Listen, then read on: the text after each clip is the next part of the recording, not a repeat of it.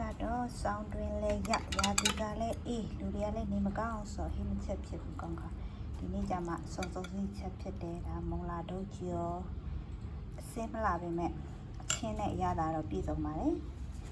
သွားလို့ရှိရင်ဒါကတော့ပဲပြုတ်ပဲဘွားကိုပြုတ်ပြီးစီလေးနဲ့လည်းကြော်ထားတာဟိုနောက်ရက်လည်းဒီခံရာဒီအဲ့တော့ခံတော့ခံပါတယ်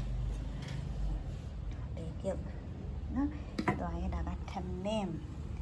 မြရဆန်လုံးရုံမလို့နည်းနည်းလေးတော့ပြီးပါတယ်ပြီးရပြန်မယ်နော်ဒါပဲပြုတ်ထားတဲ့အကြီးတွေကိုအကြီးရွက်လေးခတ်တာဒီနန်းပင်လေးတွေပြင်စိမ်းလေးတော့ခတ်လာအောင်မယ်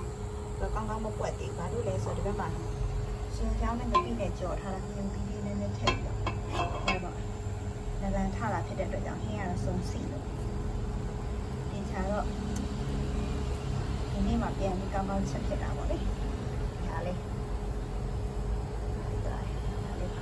အဲ့တော့ကြော်ပြီးတော့မရိုင်းလိုက်ရအောင်ဒီကလည်းတိတ်နေမကောင်းတဲ့ခါကျတော့ကောင်းကောင်းမြိုက်ပြီးတော့ဟင်းဆက်စွန်ကြောင်လေးမပြီးရင်မျိုးပြီးနည်းနည်းလေးပစွန်ကြောင်ကိုကြည်အောင်လို့ဆိုပြီးရေးစိမ်ထားတဲ့ရေလေးတော့ဒီတက်ခတ်လိုက်တော့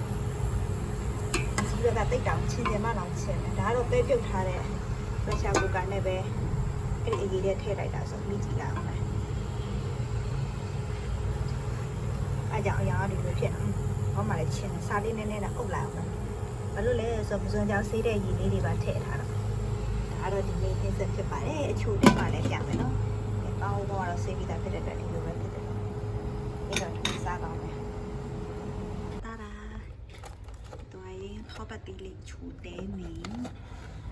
အပေးလိုက်တဲ့မုံလေးတွေဖြစ်ပါတယ်နောက်ရကြမှာတေချာလေးပြန်ပြီးတော့ကောင်းကောင်းမုံပြန်ချက်မေး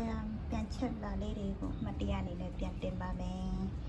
ဒီနေ့ကတော့ဒီလောက်ပါပဲ